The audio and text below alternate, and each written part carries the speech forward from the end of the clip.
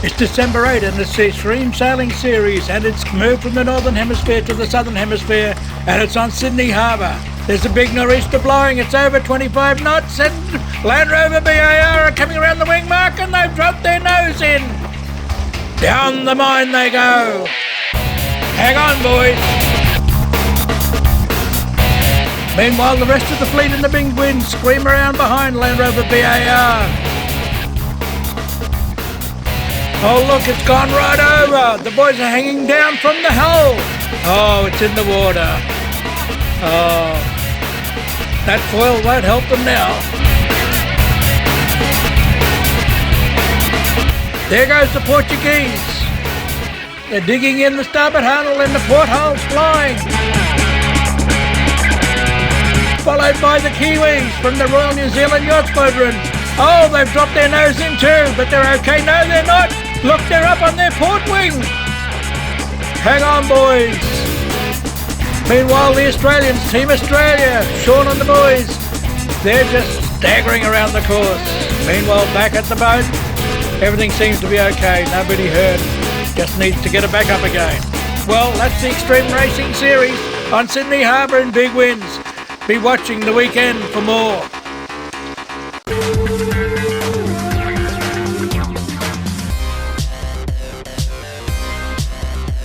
Huge drama in the Vendée Globe as Quito de Provence boat loses its keel in the Indian Ocean.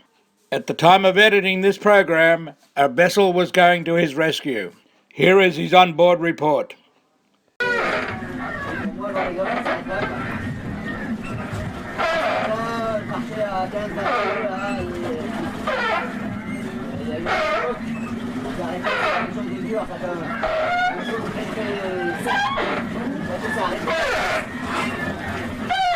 J'étais voir derrière, il y avait un truc qui craquait normalement dans le pied, vous allez voir. Il y a plus de quille, il n'y a plus rien, quoi. Il n'y a plus de quille. Ça c'est un peu après.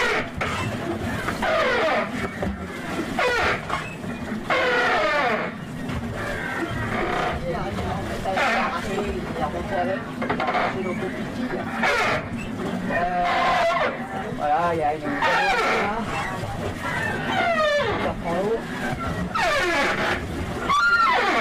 il y a le gars, la quille encore, la quille, elle est venue par le terrain.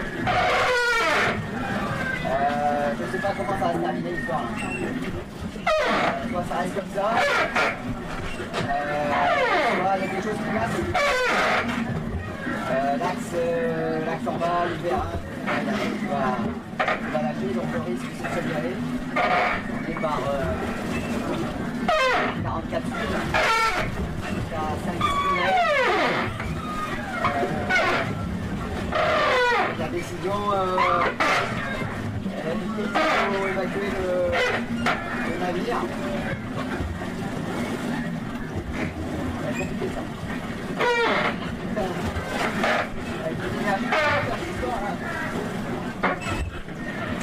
Et là c'est trop dangereux là. Vraiment dans les pompiers, c'est pas bon. Là je peux pas faire parce qu'il est arrêté. Je peux pas reculer, je peux pas. Je peux juste rester sur place. Voilà.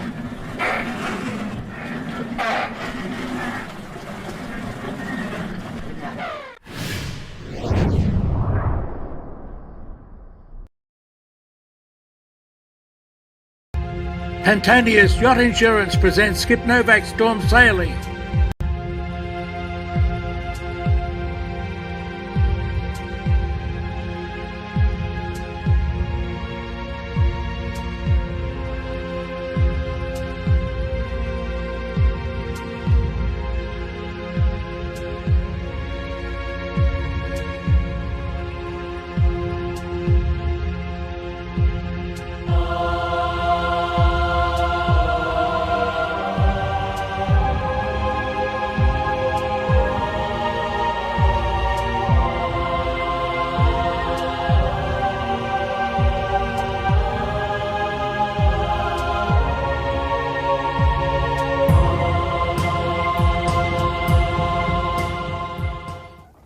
Welcome to Yachting World's Heavy Weather Seamanship Series, produced in association with Pantaenius Yacht Insurance.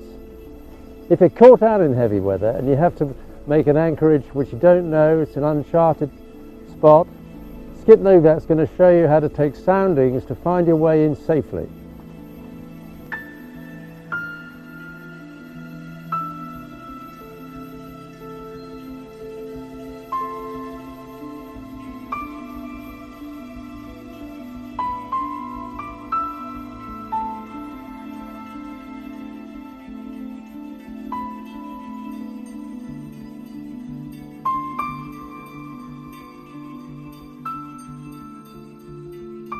It's inevitable when you go remote, whether it be the tropics or in high latitudes, at some point you're going to have to go off soundings to get protection from heavy weather when you come inshore.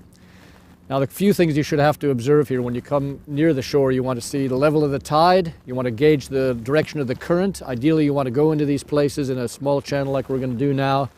Tide against you, current against you, rising tide hopefully. Not always possible, but that's the ideal situation. Also, if you can, with the light behind you, overhead or behind you is ideal, because sometimes you're going to put a man on the bow or maybe even up the rig today as we go through this channel to have a look at the bottom. But now what we're going to do is we're going to sound the channel first with a dinghy. We're going to put the dinghy in the water, jump in there, take some soundings to check it out, see if it's possible at all, then back to the boat and take it through. Well, here we are in the dinghy, and we're going to do some soundings now through this channel. See if the boat can make it. The boat draws 3 meters. Bertie, if you just motor ahead like you are there, sort of take dead center on the two headlands there. Now I've got this gizmo here. It's an electric sounder. It's a great thing for the dinghy. And all you do, motoring along, you hold it in the water, a couple seconds, press the button, read it. Got 10 meters right now, okay? Now if you don't have a fancy thing like this, or you run out of batteries on that one, all you need is a piece of string, a weight on the end, and some knots tied in it. Very simple. You tie 1 knot for 1 meter, 2 knots for 2 meters, 3 knots for 3 meters, etc. Okay? This is my original one from 1988. Lead line before we bought that thing. And what you do, stack it all up so it pays out. And you just motor ahead slowly. Swing this thing around. Cast it forward. And then you sort of drive right next to it as it hits the bottom. Okay, I think I got bottom there. Pull that up 7 meters. So far so good. So what we're going to do, we're just going to use that same technique, using the electronic one or the lead line on a straight line towards our anchorage, and if it's clear, if we got clearance, go back to the boat and bring the boat in on that same line.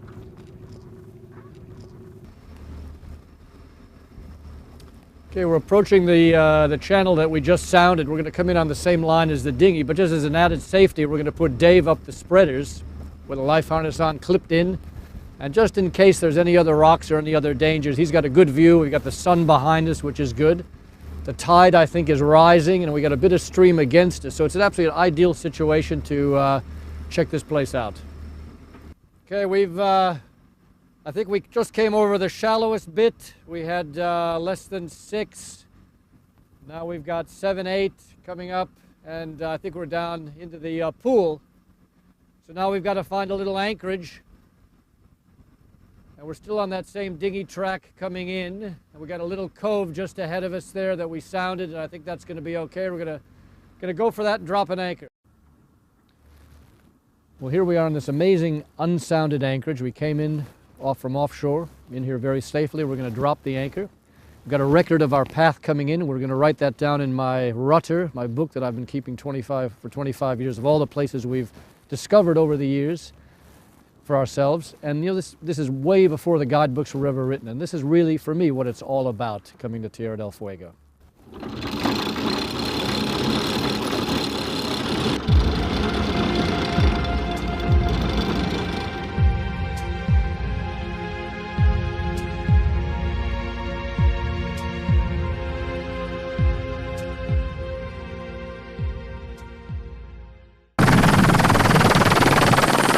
We're on the deck at the CYC in Rushcutters Bay in Sydney. We're with Jack McCartney, who is from Grand Prix Sailing, and Jack's got a fairly adventurous and sensational program in place, which is coming up next year. The Super Foilers. Now, Jack, welcome to the World on Water, and tell us all about it. Thanks, Jeff. Yeah, plenty happening at the moment in the world of Super Foiler. We've been working away for the last couple of years on developing a boat and a business around our original Grand Prix sailing business, which ran through the 80s and 90s, being the 18-foot skiff Grand Prix. So that original blueprint, that business and circuit is being utilised again, and we're developing a new version with new technologies and a new boat, and many new concepts, and putting it into a fully televised circuit of racing starting at the end of next year. So this will be doing what, on Saturdays as far as the racing is concerned? Or? Saturdays and Sundays. And Sundays? Yeah, so we've got a television agreement with the 7 Network for 32 hours of coverage over the summer of 17 and 18. So that'll be over 8 events around the country, 2 hours on a Saturday, 2 hours on a Sunday of fully televised broadcast, favourable hours on the weekend. So that's Australia. Are you going to New Zealand? Potentially. I was just over in New Zealand and had some meetings over there, so that's certainly on the cards. We did last time, and we'd like to. We're likely to have a Kiwi team, so that's not decided yet. Well, everybody remembers that wonderful footage of Nokia going down the Hauraki Gulf. Yeah, it's spread far and wide now over the last few years. Yeah, it certainly has. So would you take it away from the Southern Hemisphere and put it into the Northern Hemisphere? Oh, at some point I think so, yeah. I think our primary focus is the national circuit at the moment. So we'll get that up and running and get that healthy, and certainly international events are on the cards, but we're still mapping out how that's going to play out. Well, tell us about the boat. Boat? I guess Bill and I, Dad and I, started talking about the concept years ago, and watching all the foiling boats come to life, particularly the Moths and the America's Cup, really cemented in our minds that the technology was there and available to create something that's brand new and spectacular. And from our experience of the last Grand Prix, we knew that we needed something really out there and different and special and innovative, and so we talked about it a number of times and came up with the concept, a brief, and went out and spoke to a number of different designers and ended up with Pete Melvin. And Pete really grasped our concept and was the perfect fit for what we were looking for. So we engaged him and started the process. That's over 2 years ago now, and basically gave him the concept, and he's executed that with his team. And the concept being, to design something from the foils up, to really start with the wheelbase. So to start with the wheelbase and get that right, and put a structure and a platform on top of that. So thereby eliminating excess, weight and structure, and really giving it the most aerodynamic and powerful, machine possible. So it's got 3 hulls. Is it a central hull with outriggers, or is it 3 hulls, or what's the concept? Interesting question. I mean, as I said, we started with the foils and said, let's put a structure around that. So we call them floats, so they're not so much hulls in the true definition of the word. So the floats are there purely for structure, for the boards and rudders, and for the trapezing sailors to swing and on. for hiking, So, if you're looking at the foiling boats these days, they're touchdown anomalies where you get ventilation down the foils. So we wanted to plan for that and to be able to give some safety factor for the sailors to be able to, not get washed. So it's like a Moth with outriggers that holds the foils up. Effectively, yeah. Yeah. I mean, it's a hybrid boat of sorts. So the centre hull's there really for structure for the rig, and for touchdowns. To have some type of flotation to take off, to get flying, and also if you do have a touchdown, to have some safety factor in there. Will it be fully foiling? Yeah, fully foiling. It'll foil the weather? Absolutely. Yeah, it'll be through foiling. Tacks? Sorry? Through tacks, everything? Yeah, and eventually. I think it's going to take the sailors some time to figure it out, but if you look at all the foiling classes now, they're figuring it out pretty quickly, and we've designed this concept purely to foil. Have you actually built a boat, or have you had a go at it yourself, or?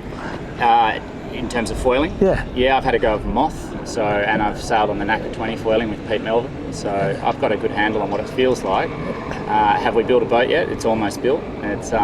it's getting closer and closer to launch. Well, Rohard and Yeah, Ponso now in trouble. They are being attacked mathematically by Mendelblatt and Fati. If we just chop to virtual eye just for a second, we'll see where they are relative to each other on the virtual eye. And there in our picture, we can see Mendelblatt and Fati taking a right-hand track down towards the finish. Rohard and Ponso on the left, Scheid and Björning covering it in the middle. Everyone with clear air pretty much behind them. Where would you want to be, Luke? Oh, well, I mean, that's really hard to say Yeah, from the virtual eye. sorry. I mean, you know, as you said, everyone's got clear air. I mean, you could ultimately say that with Scheid and Björning being in the middle there, they're open to the options to try and save themselves. If one boat comes around the outside, they can at least control another Look at boat. that boat speed. Scheid Yeah. and Björning just over 7 knots there, managing to squeeze. Now Mendelblatt, everyone punching and ooching away, trying to pick up those waves. Paul, we're into a drag race now to the finish line. It's the dash for the cash. Yeah. But, you know, if you have to say anything since the windward mark, it looks like the barroway set and sticking over to the right, looking downwind, is paid. I mean, Mendelblatt is, it shows that he's got, you know, a 20-meter lead. And if that's correct, you know, my guess is it was a lot more pressure on that side is what worked for him. Well, yet another lead change in the final with just the 4 boats on the track. Now, Mendelblatt and Fati, the champions from 2014, beginning to take the lead, 28 meters ahead of Rohard and Ponso, with Scheid and Björning in the middle. Yeah. The downwind maestro, Robert Scheid, still with gunpowder in his barrel. Yeah. Oh, well, don't count him out. We know that. And, you know, from this view, Mendelblatt right up there on the outside, one thing you do have in your court when you're on the outside of everyone is you've got the option to heat the boat up. If you've made a jump ahead, you can always heat up and put yourself in between them and the finish line. I'm not saying that's the case necessarily yet, but it's one of the advantages of being out there, and it just increased the boat, game, set, and match. Yeah, I just saw the actual picture, and I'm not sure it's that the Mendelblatt's as far ahead as that the stage, yeah. And we need to pan out here and see the picture again. But There they are, Robert Scheid hammering away, working hard with Henry. yeah, Henry no, doing that it does. string. Yep, Mendelblatt's in the lead for Yeah. sure. Actually, the virtual's pretty accurate here. Yeah. This dash for the cash. Look at Robert Scheid attacking the Frenchman now. Yeah. He's champing at the bit. So it's Rohard struggling for second position, and he's been beasted by Mendelblatt and Fati on this final again. run. Oh man, We didn't he's think going to we'd see rue the that. day that he jibed away. Yeah, and we didn't think we'd see that, you know, and as Paul said, it's the first time that we've seen someone actually take meters out of the Brazilians and then actually pass them in this instance. So they've obviously found some jets and they're loving it. They're again on this final downwind. Well, class act. Yeah. Dennis, I think, had championed Mendelblatt and Fati earlier in the morning, and here they are hammering him down in the lead towards the finish line of the final of the Star Sailors League Grand Final in Nassau in the Bahamas. They are going to take the lion's share of the $200,000 prize money at the moment, but still just about halfway down to the finish, still more sailing left. You know, the waves aren't too big here. They're not really surfing too much. What they're doing here is rolling back and forth between the leeward chine and the windward chine and cutting through the waves, because these little waves are chop, basically. It's not a big ocean swell. So they're not really surfing at all. They're just rolling from one chine to the other, knifing through the little bit of chop that's there. And I think that's why they're all going pretty similar speed. Well, there's a rowing quality to their motion here on the American boat. They're kind of sail rowing their boat downwind, and they've really nailed this technique, Luke. Yeah, yeah. I mean, they've sailed together a long time, and you know, they've obviously put a heap of work into getting that right, and it's not easy, you know, it really isn't, especially when you've got, these waves are awkward, you know, like Paul said, they're not helping you a lot of the time, and they are There we awkward. go. There we are. We didn't see the finish line. There you have your winners Wow. of the SSL League. What an amazing race from them, and done downwind. We didn't expect to see that. No, they won both downwind legs. Stunning result for Mendelblatt and Fati. They're the Frenchmen. They are happy with their second spot. Brazilians coming through in third position. Robert Scheid with Henry Björning Robert, winner of the first event 3 years ago, now in third spot, still in the final, but the Frenchmen are pretty happy with that second result. So all three of those boats had the lead at one stage in this final. Really fascinating sailing, Paul. We're at the Birkenhead Marina. It's David Witt is here with Scallywag. David's just got back into town. You've had a busy season, have you, David? Yeah, busy season, it's all good. Busy as work, so pays for the children. But yeah, the boat arrived on Sunday night, straight from Hainan. We did the Hong Kong Hainan race, so now we're full steam getting it prepared for the Hobart race. How did you go in the race in the Hainan? Yeah, pretty good. We had a few new sails we bought from what we learned at Hamilton Island against the Oats, so we're pretty confident that that's filled a couple of gaps in the sail program. So yeah, we had a good race in the Hainan race. And how did you go in Noumea? You did that one too, didn't you? Yeah, so the program since Hamilton, I think it was the last time we caught up. We did Hamilton, then we went and did round Noumea, then we went up to Hong Kong and did China Coast Regatta and the Hong Kong Hainan race, and straight back here. So one of the things that we learned a lot in the past that we weren't able to do with the old program was to do enough sailing. So I think we've certainly done plenty enough sailing at this stage. got a lot of K's under the keel, mate. Yeah, got a lot of K's, and more importantly, we've done a lot of work with our sail program, with Doyle. So hopefully, now it's about a matter of preparation. Don't break, don't make a mistake, and we should have a good race with the Oats. Are you in the Solus next week? We are, yeah, we are. Good. Well, that should be a nice little bash around the harbour. Yeah, it should be good, and we didn't do any good in that race last year, and we've sort of learnt why. Our boat's very weight sensitive.